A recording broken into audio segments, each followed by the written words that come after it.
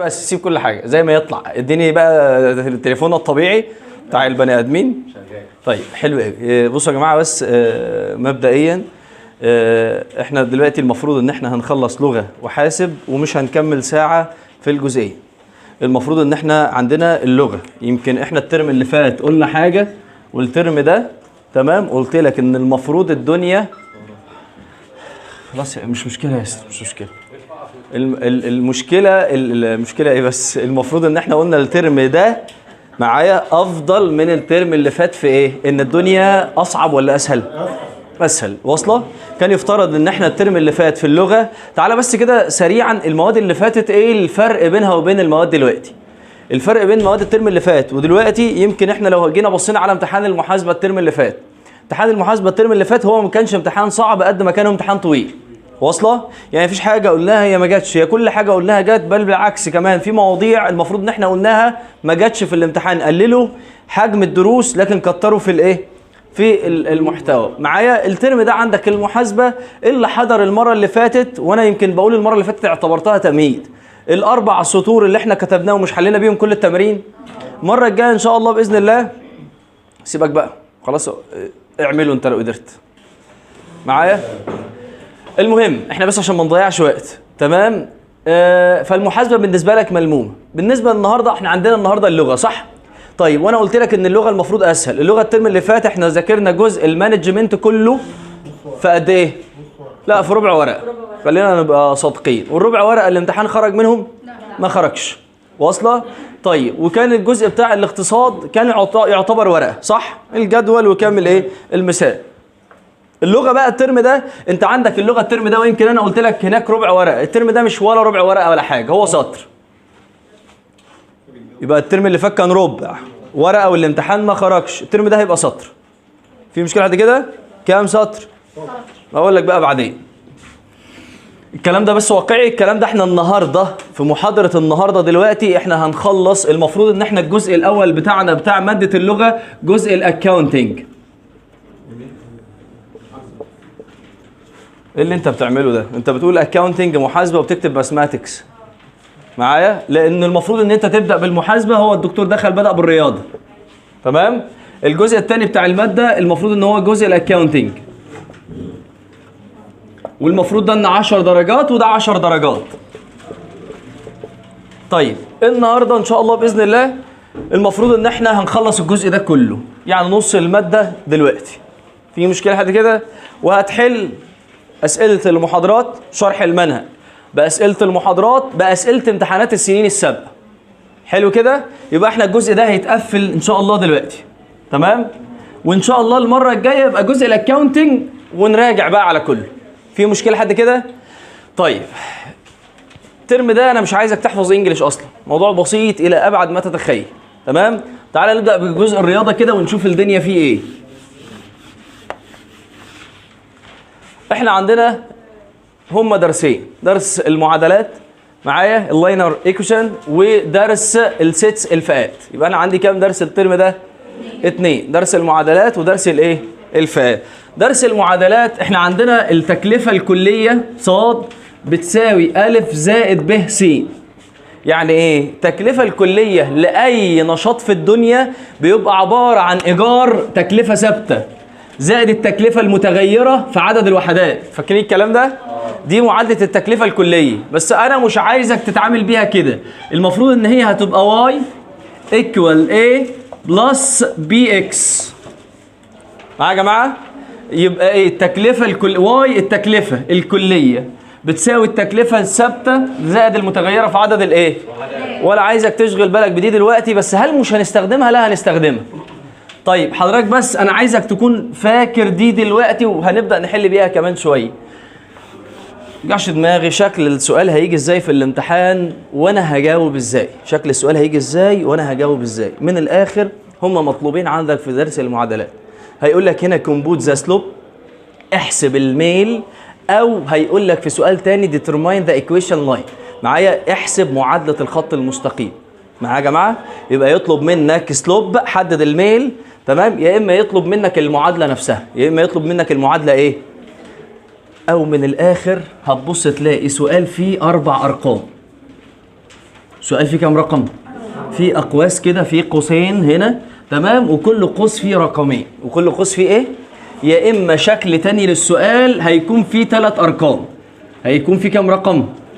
ها واصله؟ طيب افتح كده الملزمه عشان الموضوع يوضح معاك. بعد نص ساعه من دلوقتي المفروض ولا سؤال في الرياضه يقف. واصله؟ صفحه 1 يلا بسرعه. عامل لك انا خط بالازرق كده كلمتين، خد بالك التمرين ده هيجيلك. طبعا انا قايل لكم الحكايه اللي كاتبه انا فوق في الملزمه، خد بالك اللغه جزئين، المفروض الجزء الاول اكاونتنج معايا المحاسبه، ولكن دكتور الرياضه دخل اول وبدا بجزء الرياضه، ده اللي مكتوب فوق. انتوا معايا ولا ايه؟ ها واصله؟ طيب وخد بالك الماده سهله جدا جدا جدا. كم جدا عندك؟ 4 عن الترم اللي ايه؟ الموضوع الاول هو المعادلات. ص بتساوي ا زائد ب س، يعني التكلفه الكليه بتساوي التكلفه الثابته زائد المتغيره في عدد الايه؟ ما تركزش فيها معايا. شكل السؤال ده هيكون كده، وخد بالك ده الشكل الاول. انا كاتب لك خد بالك كده بالازرق في جوه مستطيل، في جوه مستطيل كده، صح؟ قايل لك ايه؟ خد بالك في التمرين ده هيجي لك كام رقم؟ هتبدا اول رقم وياخد رمز x1، وتاني رقم y1، وتالت رقم x2، ورابع رقم y2. مش فاهم حاجه. هو مش جايب لك السؤال كده، مديك هنا ارقام 2 و6 صح؟ ده اول قوس. والقوس الثاني 4 و10. في مشكله لحد كده؟ في مشكله؟ ده شكل السؤال، ده شكل السؤال، ده شكل الايه؟ طيب وعندي كده كمبوت فوق. كمبوت زي ايه؟ زي سلوب. كمبوت زي ايه؟ يعني بصوا يا جماعه الكلمه دي لو عاوز اللي هي الميل، اللي هي الايه؟ كمبوت يعني احسب. سلوب الميل، ده المطلوب الاول. ده المطلوب الايه؟ او من الاخر اول ما تشوف سؤال فيه 4 ارقام زي كده اوتوماتيك هتجيب حاجه اسمها سلوب الميل اللي هو بيرمز له بالرمز بي. معايا؟ قبل ما اعمل دي، شايف ال4 ارقام دول؟ ده شكل السؤال اهو. مديني كام رقم؟ حلو قوي. هتقوم ماسك قلمك الرصاص الجميل تمام؟ طبعا احنا عندنا مقوله اسمها ليديز فيرست، عارفينها؟ سيدات اولا. انتوا معايا ولا ايه؟ طيب احنا عندنا السيده اكس ولا واي؟ اكس. يبقى احنا نبدا بالسيدات ايه؟ اول رقم ده هيبقى اكس 1. اكس ايه؟ وبعد كده الرجال واي 1. يبقى اول قوس ده اكس وواي، وطبيعي ده اول قوس يبقى 1 وايه؟ حلو. تعالى بقى هنا اكس 2 وهنا واي 2. يبقى انا اول حاجه بعملها في المساله دي عشان احلها بقلم الرصاص وبدي رموز لكل رقم. بدي رموز لايه؟ ابدا باول قوس على الشمال اكس وواي، هيبقى اكس 1 واي ايه؟ وهنا اكس 2 واي. مش فاهم حاجه، ما تشرح لي ايه ده؟ هو بيقول لك يا سيدي ان احنا لما كنا بننتج قطعتين كانوا بيكلفونا 6 جنيه. معايا؟ اكس عدد الوحدات وواي التكلفه. انتوا معايا يا جماعه؟ يبقى اذا العدد الوحدات الاول والتكلفه الاولى. لما كنت بنتج كام قطعه؟ كانوا بيكلفوني. لما زودت ال4 قطع التكلفه زادت لكام؟ فهمتوا حاجه؟ فهو بيقول لك بقى قول لي معامل التغير او سلوب او الميل. سلوب يعني الميل او معامل الايه؟ اول حاجه بعملها في ورقه الامتحان بقلم الرصاص وبحدد ايه؟ اكس 1 واي 1 اكس 2. في مشكله حد كده؟ وبعد كده ببدا حل. بتكتب المعادله معايا اللي هو البي يعني السلوب. معايا؟ بتقول له ايه؟ واي 2 ماينس واي 1 على اكس 2 ماينس اكس 1. واي 2 ماينس واي 1 على اكس 2 ماينس اكس ايه؟ انت هناك بدات بالسيدات مش على الفاضي والمليان بقى. تبدا هنا بالرجاله. واصله؟ يبقى بجيب واي 2 ماينس ايه؟ على اكس 2 ماينس اكس. ولو نسيت في الامتحان ما ينفعش واحد اطرح منه 2، لكن 2 اطرح منها ايه؟ واصله ولا ايه؟ يبقى انا ببدا بواي واكس، واي فوق واكس تحت، صح؟ وابدا هنا ب2 وابدا هنا بايه؟ وهنا ب1، هنا ب2 وهنا. في مشكله حد كده؟ صعب كده؟ خلصت المساله. مش فاهم حاجه اهو. يبقى انا اول حاجه شفت كام رقم؟ اوتوماتيك من غير ما افكر احط الايه؟ البي. البي بتساوي ايه؟ ايكوال ايه؟ واي 2 ماينس واي 1 على اكس 2 ماينس اكس. في مشكله حد كده؟ طب انت عرفت واي 2 واي 1 واكس 2 واكس 1 مش انت علمتهم؟ في مشكله حد كده؟ واي 2 بكام؟ حلو جدا. واي 1 بكام؟ اهو. اكس 2 بكام؟ اهو. مش دي اكس 2؟ واصله ولا ايه؟ اكس 1 بكام؟ يبقى انا هبدا بانهي قوس الاول؟ ها التاني فاهمين حاجه؟ في مشكله حد كده؟ طيب حلو قوي. 10 ناقص 6 4 صح؟ و4 ناقص 2 4 على الاتنين فيها. خلصت المساله. صعبه؟ في مشكله حد كده؟ في مشكله حد كده؟ طبعا الحته دي تجويد. يعني انت كنت ممكن تعمل هنا كده ايه؟ صعب بتتعبوا. هو لا هو اتاكد خلاص ان شاء الله مقال ان شاء الله. وتاني خد بالك دي ميزه كبيره جدا. امتحان المقالي مدته ساعتين وبتحل مره واحده. هناك كان ساعة ونص وبابل شيت ومقالي. كنت انت بتحل مقالي وبعد كده تحل البابل شيت. فانت بتحل ان شاء الله باذن الله. يعني خلينا بس بصوا يا جماعه، انا ما بحبش كلمه الامتحان مقالي ولا بابل شيت، والمفروض اصلا ما فيش حاجه اسمها بابل شيت. هو انت بتحل مقالي وبعد كده بتاخد منه اختيارات. انتوا معايا ولا ايه؟ طيب ما فهمتش. تعالى في سؤال تاني اهو. هنا سالب 2 سالب 5 وهنا سالب 5 و5 وهنا 5 و9 وهنا 9. واصله؟ والله من غير حتى ما تعرف المطلوب اوتوماتيك اول ما تشوف 4 ارقام هتقوم انت مديهم رموز صح؟ واصله؟ x1 y1 x2 y2. في مشكله بعد كده؟ واجيب انا ايه؟ البي اللي هو الايه؟ السلوب اللي هو الميل. واصله؟ طيب معايا هيبقى x2 ولا y2؟ ايوه ماينس y1 على x2 ماينس x. في مشكله حد كده؟ طيب حضرتك ركز كده بقى معايا. y2 بكام؟ ناقص دي بتاعت القانون. ناقص دي بتاعت الايه؟ حلو. ايوان هتبقى زائد بقى بس بالراحه بس زي ما احنا كده. في مشكله حد كده؟ يبقى انا عندي الواي 2 بكام؟ ب9 وبعد كده ايه؟ ناقص وبعد كده واي 1 بكام؟ ناقص 5. في مشكله حد كده؟ في مشكله حد كده؟ طيب اكس 2 بكام؟ وناقص بتاعت القانون. اكس 1 بكام؟ في مشكله حد كده؟ في مشكله حد كده؟ طيب بس خلاص على فكره ممكن تعمل لي الناتج هنا على طول 14 على حسبه. 9 ناقص 5. بصوا يا جماعه 9 ناقص 5 هتبقى 13. انتوا معايا ولا ايه؟ لان سالب وسالب هيتقري ايه؟ موجب. 14 اسف. خلاص يا جدعان خلاص. و5 ناقص 2 هيبقوا كام؟ 14 على 7. طبعا الاثنين دي مش ستاندر. يعني مش 2 ده رقم على طول. ده بالصدفه. واصله؟ صعب السؤال ده. صعب.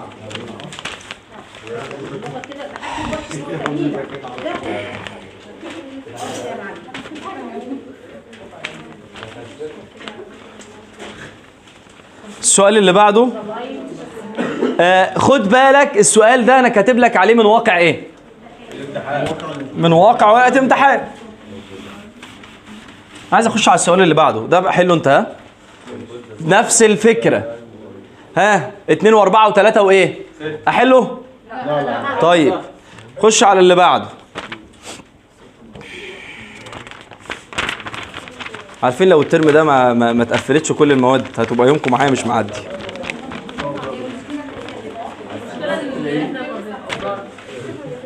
طيب السؤال الثاني ده في صفحة 3 مهم.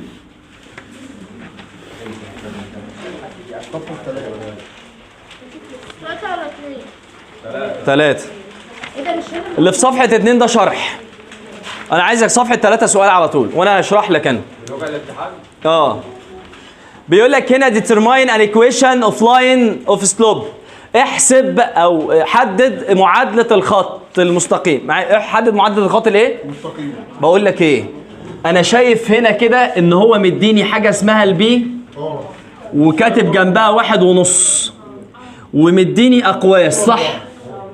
2 و4 والسؤال خلص عند كده. واصله؟ اول ما تشوف سؤال فيه 3 ارقام كده انا بقول لك بقى بص في سؤال 4 ارقام اوتوماتيك هتجيب البي. سؤال فيه 3 ارقام يبقى انت هتجيب المعادله. هتجيب الايه؟ المعادله. نعم صفحه 3. ايوه مش حضرتك بتتكلم على السؤال اللي فوق اللي فيه 1.5. طب ما هو ده اللي انا بقوله. ده اللي انا بقوله. لا هي بتشاور على اللي فوق. ايوه اللي فوق. ايوه ما هو ده اللي انا بقوله في اول الصفحه فوق. طيب المعادله اللي هي بتقول ايه؟ y equal a plus bx. انتوا معايا ولا ايه؟ دي المعادله دي الايه؟ ها في مشكله حد كده؟ طيب هل انا محتاج اكتبها دلوقتي؟ مش محتاج. تمام؟ بس ده ديكور اكتر وده افضل في الامتحان انك تكتبها. المعادله دي واي يعني بترمز للتكلفه، بترمز لايه؟ واي التكلفه الكليه تساوي ايه التكلفه الثابته؟ تساوي ايه التكلفه الايه؟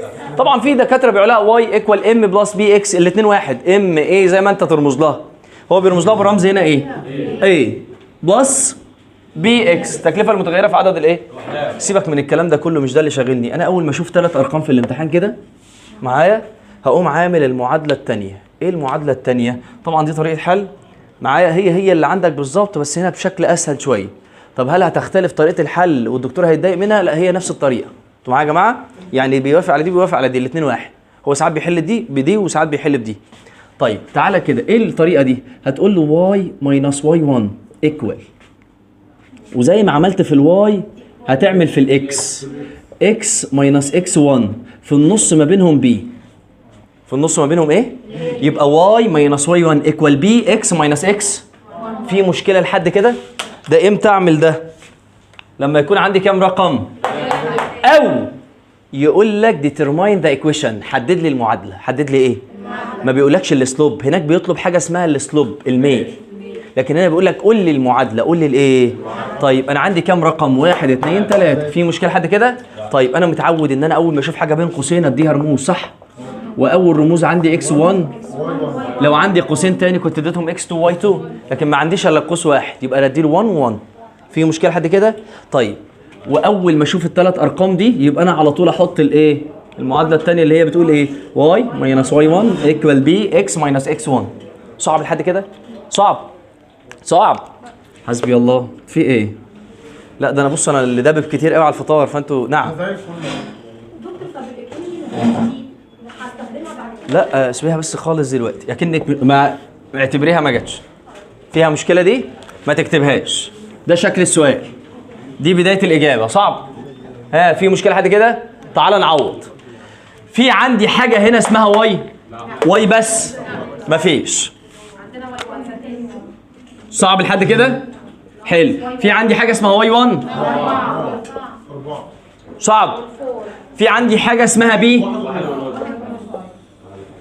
معايا ولا ايه؟ في عندي حاجه اسمها اكس؟ في عندي حاجه اسمها اكس 1؟ 1 2. صعب لحد كده؟ صعب. طيب حلو قوي. اي حاجه جنب قوس تبقى مضروب، دي مضروبه في القوس. دي مضروبه فين؟ فاحنا الاول لازم نفك القوس ده نضرب فيه. طيب حلو قوي، يبقى هننزل دي زي ما هي. انتوا معايا ولا ايه؟ حلو. 1.5 في اكس ب1.5 اكس. انتوا معايا؟ وبعد كده هتضرب برضو في مين؟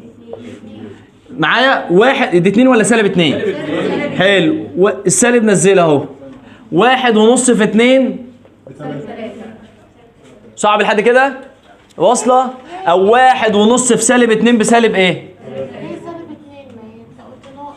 ما هي ناقص. مفيش سالب. هو الناقص لا اظبط، هي صح، هي 6 ونص. ناقص وسالب، ايه الفرق؟ قولي ايه؟ ناقص 2 مش سالب 2. لا والله ناقص 2 مش سالب 2. ركزوا بس كده عشان انا عايزه بس معايا. طب ناقص مش بتحط ثوابت. اسكتي، اصبري يا شيماء اصبري، انت ما تجيش بعد الشغل هنا. خلاص ابقى اقول لك. طب يلا بس نركز تاني. يبقى انا البي دي مضروبه في القوس ده، صح؟ اي حاجه في الرمز بتنزل بنفس الرمز. 1.5 في اكس ب1.5 اكس. معايا؟ 1.5 في ناقص 2 بناقص 3 بناقص ايه؟ ها في مشكله لحد كده؟ في مشكله لحد كده؟ طيب حلو قوي. الارقام مع بعض والسينات مع بعض، فاكرين؟ مش ده رقم؟ نوديه هنا بعكس الاشاره. نوديه هنا بعكس الايه؟ فانا هقول له واي بتساوي 1.5 اكس. في سالب 3. استنى بس، نزل دي زي ما هي. دي سالب 4 صح؟ هتبقى هنا زائد 4. في مشكله لحد كده؟ آلة حاسبة. هيبقى هنا واي بتساوي 1.5 اكس سالب 3 زائد 4 آلة حاسبة. هتقول ناقص 3 زائد 4 هتديك موجب 1. خلصت المسألة. بس خلاص على كده. موجب واحد. ايوه يا ستي سالب 3 اختلفت الاشارات بطرح احط اشاره الكبير. هي مش دي واي ايكوال اي بلس بي بي اكس؟ طب معلش ما الايه محطوطه الناحيه دي مش تفرق، مش الاثنين في جنب واحد؟ يعني هل انا لو قلت واي بتساوي بي اكس بلس ايه تنفع؟ هي انتوا معايا ولا ايه؟ ها في مشكله حد كده؟ في مشكله؟ يبقى انا ممكن اسيبها على كده وخلصت المساله. ناخد واحده تانية. نعم. لا لا لا لا ايه؟ هي دي بس احنا هنا بنحلها بطريقه تانية مختلفه. في مشكله حد كده؟ طيب انا ما فهمتش. عايز ايه؟ ما مكتوبه محلوله. طيب ركز بقى معايا.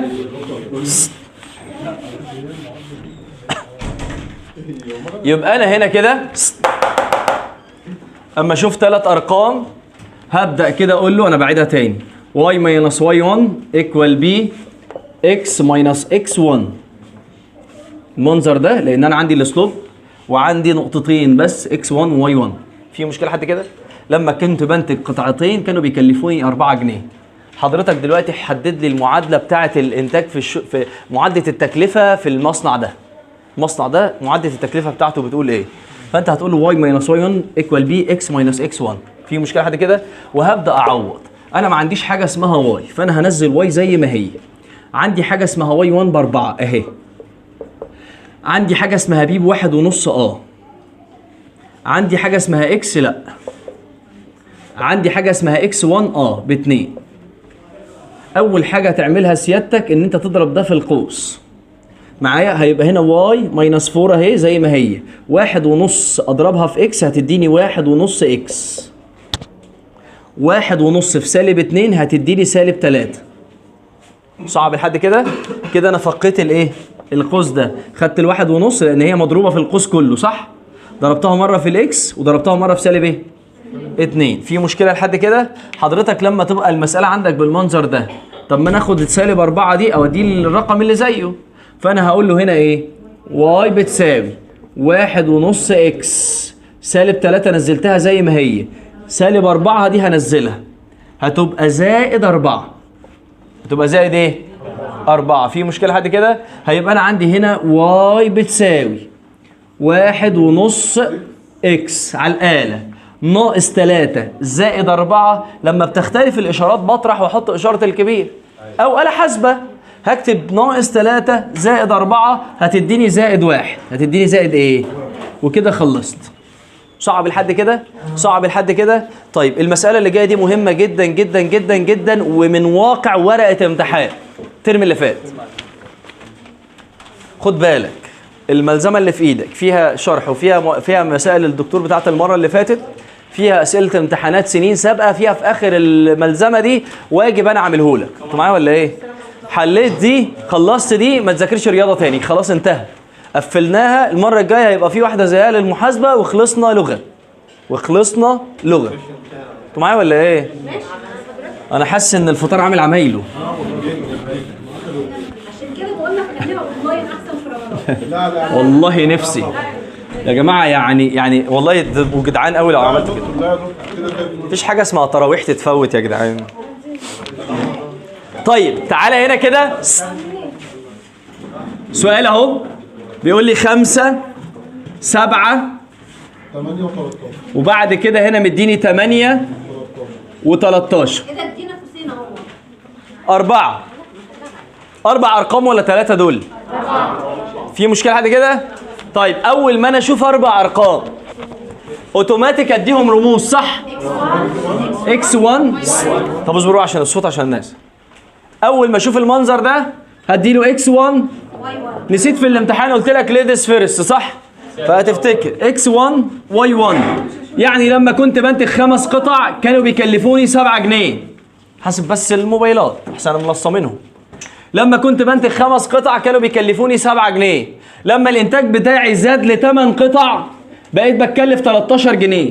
يبقى هنا x1 y1 قلت ليديز فيرست صح؟ والليديز السيدات اكس، فهبدا بايه؟ اول قوس ده هديله اكس وواي. ابدا بالاكس ولا بالواي؟ افتكر السيدات اولا واصله، هيبقى هنا اكس 1 وهنا واي 1. القوس الثاني هيبقى نفس الرموز بس اكس 2 واي 2. يعني دي التكلفه، عدد الوحدات الاول وتكلفته. لا فين؟ دي الفاصله دي فاصله في مشكله. هي 8 و13، انت مش شايفه هنا اللمبه ضربه 8 و13. في مشكله حد كده؟ صعب.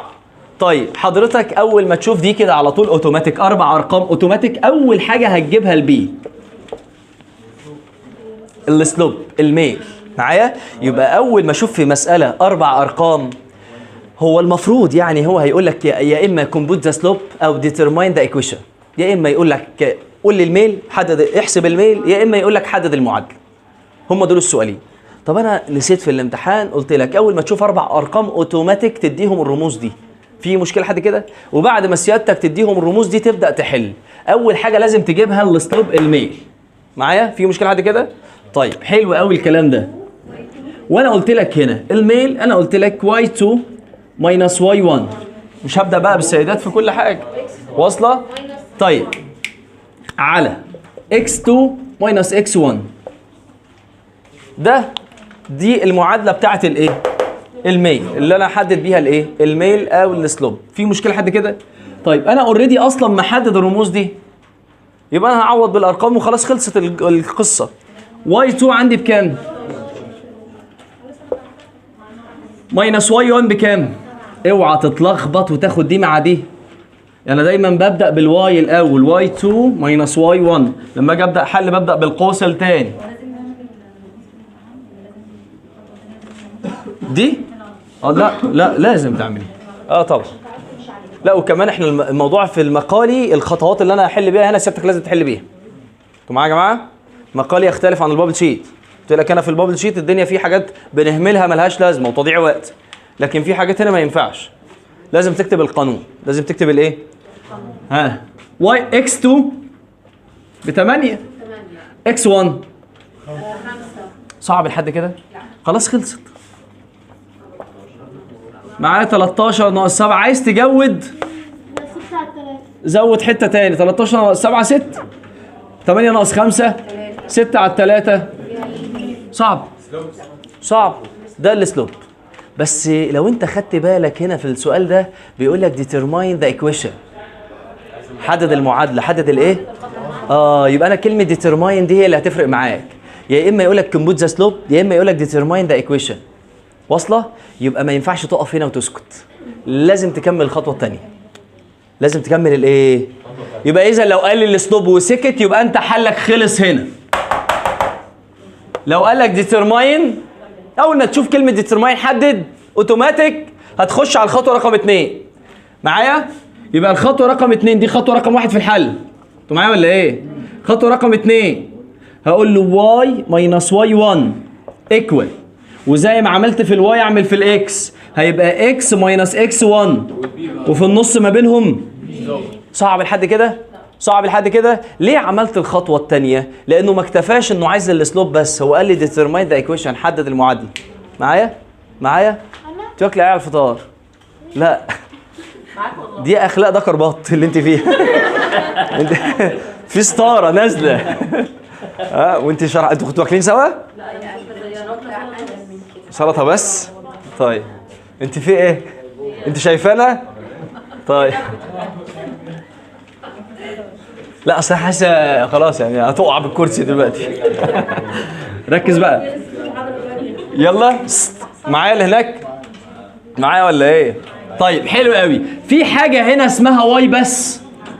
لا في عندي حاجه اسمها واي 1. في حاجه اسمها بي. فهمتوا حاجه؟ في مشكله بعد كده؟ يبقى انا هاخد البي بقى انزلها 2 صح؟ انتوا معايا ولا ايه؟ طيب في حاجه اسمها اكس بس؟ في حاجه اسمها اكس 1. صعب لحد كده؟ طيب حضرتك دلوقتي مش ده اي حاجه كده جنب القوس يعني مضروبه في القوس؟ يبقى انت الخطوه الاولى ان انت هتنزل ده زي ما هو كده، وهتاخد 2 في اكس ب 2 اكس. اي حاجه 2 في اكس ب 2 اكس، اي حاجه في الرمز بتنزل بنفس الرمز. هي مش واصله؟ برضه هتتضرب؟ اصبري. ايوه هاخد بقى الاثنين في سالب 5 بسالب 10. نزل السالب واضرب الرقم معايا ولا ايه؟ 2 في 5 ب 10 والسالب نزل. صعب لحد كده؟ طيب انا عندي دي لازم تروح الناحيه الثانيه بعكس الايه؟ واصله؟ هيبقى انا عندي كده المعادله هتبقى واي 2 اكس سالب 10 زي ما هي. في مشكله بعد كده؟ بالراحه نهدى بقى. سالب 7 هتبقى موجب 7. صعب لحد كده؟ هيبقى انا عندي واي بتساوي 2 اكس، على الاله الحاسبه خلص كل ده، سالب 10 زائد 7. المفروض ان احنا لو اختلفت الاشارات بطرح واحط اشاره الكبير. انا ما بعرفش اعمل دي، هكتب على الاله ناقص 7 ناقص 10 زائد 7 هتديني على الاله ناقص 3. خلصت. صعبه؟ صعبه؟ ده اصعب سؤال في الرياضه.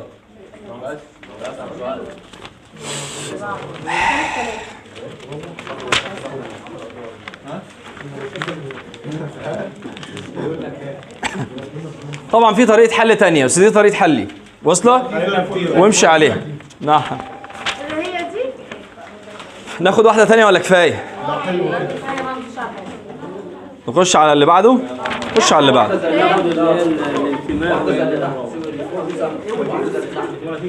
واحده زي اللي تحت.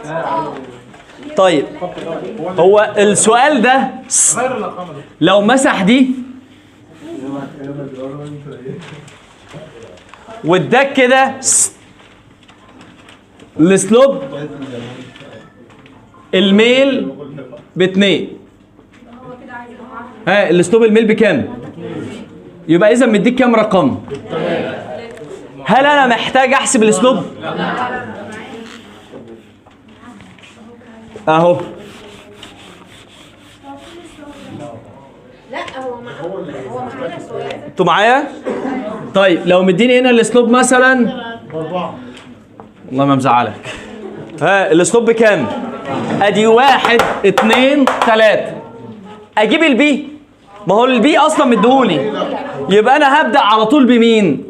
واي ماينس واي 1 ايكوال بي اكس ماينس اكس 1. لما يجي لي كده الرمزين دول اوتوماتيك انا كده اول حاجه بعملها بالقلم الرصاص قلت لك ايه؟ هيبقى هنا اكس 1 وهنا واي. لو عندي قوس تاني كنت بديله اكس 2 واي 2. حلو قوي. طب ركز كده معايا، هنا واي ماينس واي 1 فين؟ صعب. في مشكله حد كده؟ طيب حلو قوي. النبي اللي عامل لكم دي 9. معايا ولا ايه؟ طيب هنا البي 9. انتوا معايا يا جماعه؟ طيب لا خليها 4 زي ما هي. في مشكله بعد كده؟ طيب في عندي حاجه اسمها اكس عشان ما ازعلكش بس انا رجعتها لك 4. في عندي حاجه اسمها اكس 1 ده مضروب في القوس، يبقى انا هقول له واي 4 في اكس ب 4 اكس سالب تنزل 4 في 5 ب 20. صعب؟ حلو. اقول له واي بتساوي 4 اكس ناقص 20 سالب 7 هتبقى زائد.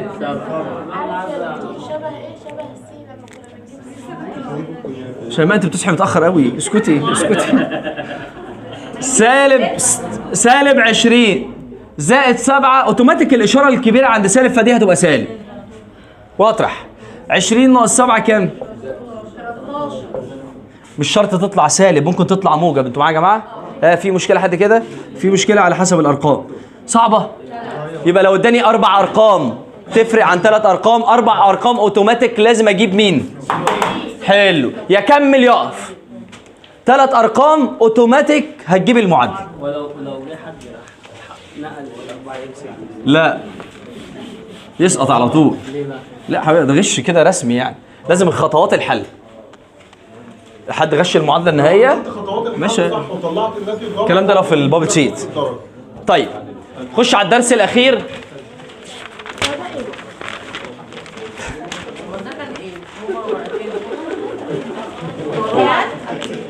هو ده كان ايه؟ ده رياضه. انت ايه؟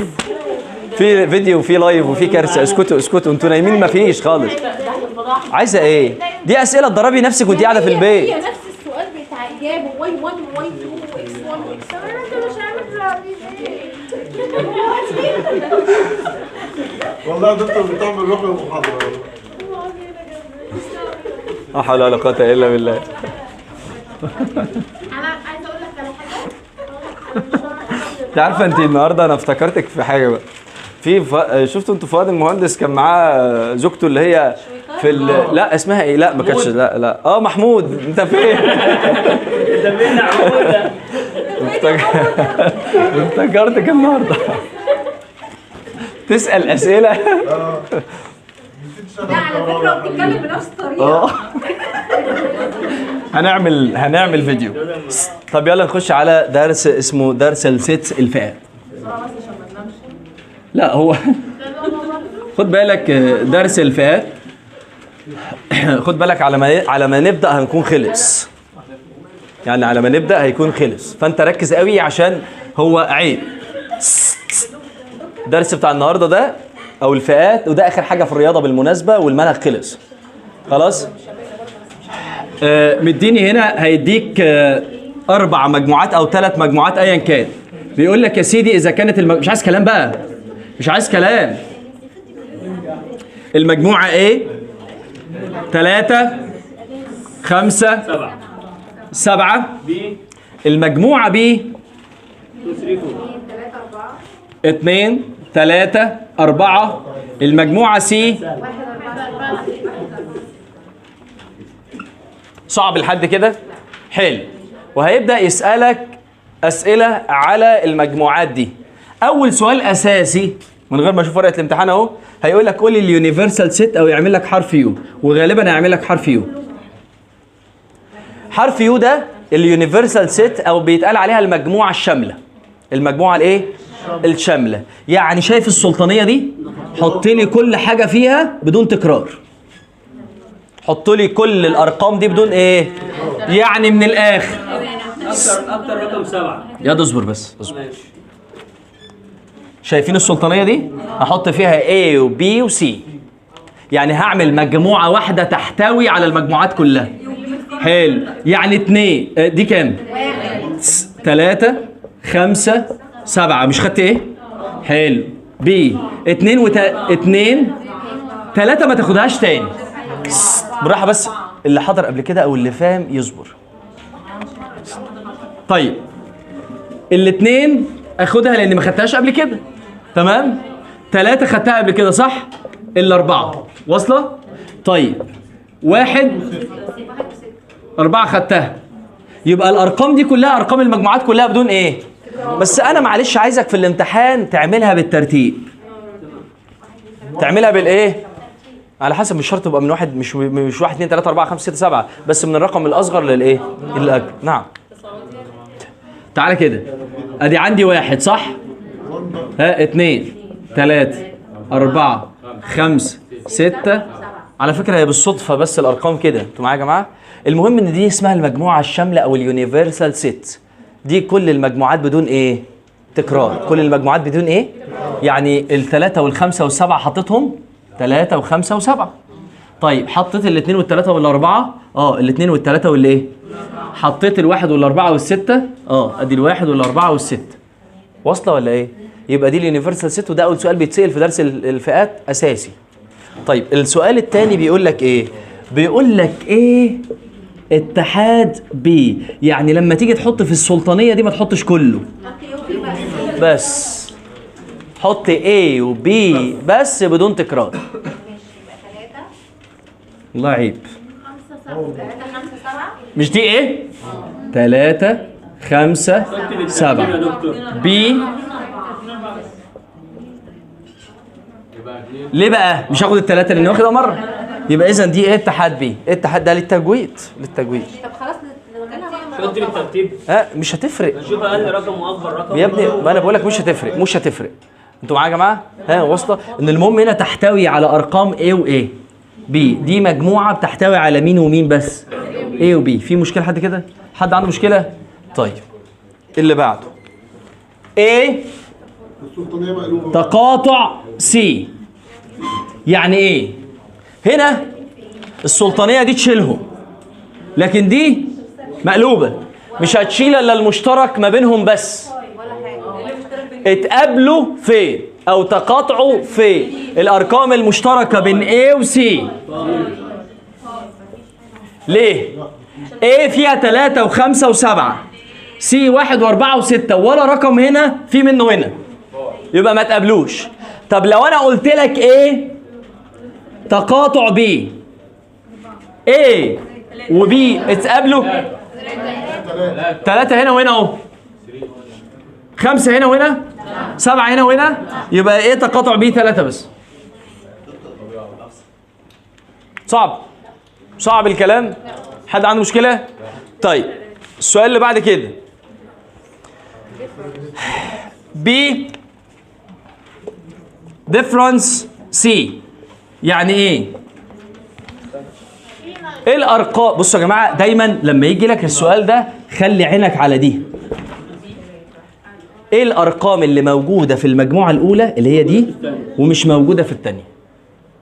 يعني موجوده في مين؟ مين الباشا؟ ايه اللي موجود فيها ومش موجود في الثانيه؟ بي فيها 2 و3 و4 صح؟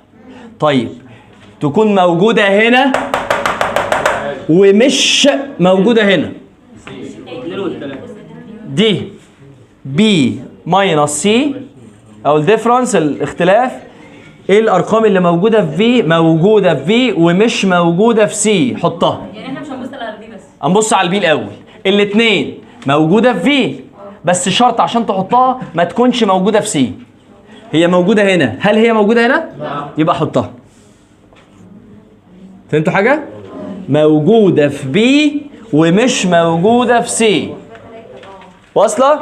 الثلاثه موجوده في في، بس الشرط الثاني تكون ايه؟ مش موجوده. هي موجوده هنا ومش موجوده هنا، خدها. طيب الاربعه موجوده في في ومش موجوده في سي، يبقى ما خدهاش. يبقى الاختلاف او الديفرنس الارقام اللي موجوده في المجموعه الاولى ومش موجوده في المجموعه الثانيه. موجوده في المجموعه الاولى ومش موجوده في المجموعه الايه؟ طيب دي كانت الاسئله، بس انا هزود لك حاجه يعني انا حاسس انها اتنست في الجامعه وممكن تيجي في الامتحان، فانا هاخدها احتياطي. واصله؟ اللي هي ايه؟ هيجي يقول لك كده ايه؟ هات لي المجموعه ايه. طبعا السؤال ده هبل، ده ما يتقالش. يعني ايه المجموعه ايه؟ يعني انا هاخد ده انقلها له، بس يحط لك عليها الشرطه دي. يعني ايه داش؟ يعني ما تاخدهاش.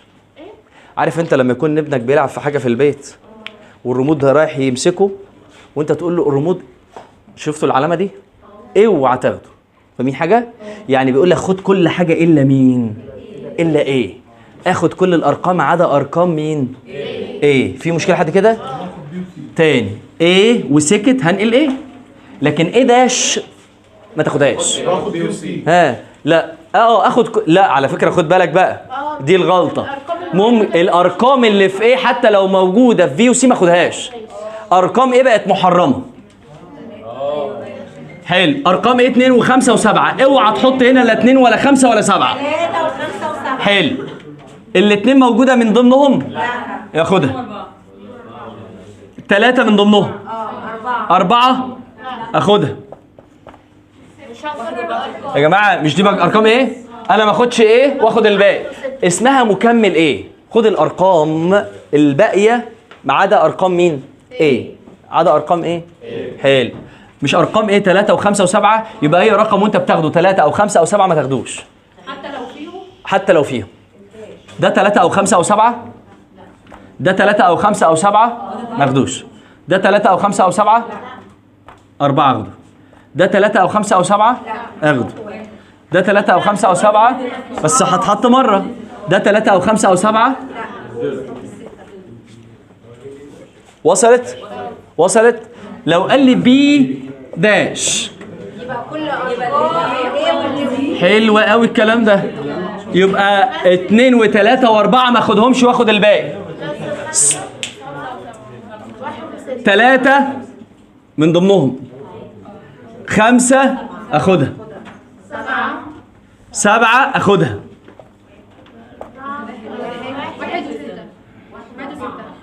1 و6 اخر واحده. سي داش. ما ينفعش يقول ايه وبي. بي تقاطع بي داش. مشترك بالراحه بقى. مفيش مشترك، هي بي داش دلوقتي. بصوا يا جماعه، انا لازم الاول في الحاله دي ابقى عيني على بي. هي بي 2 و3 و4 صح؟ وانا بقول لك ايه المشترك بين بي وبي داش؟ وبي داش مش دي اهي. انا بصوا بقى هترجم الكلام ده الارقام. مش دي بي وبي داش مش احنا لسه عاملينها اللي هي 5 و7 و1 و6 صح؟ مفيش حاجه بينهم لغات مشتركه. في حاجه مشتركه بين دي ومن دي يبقى فاي. طب بي تقاطع ايه داش؟ 2 3 4 يبقى انا لازم اترجم ايه داش دي 2 و4. بالراحه بس. ايه داش مش 2 و4 و1 و6؟ 2 و4. صعب لحد كده؟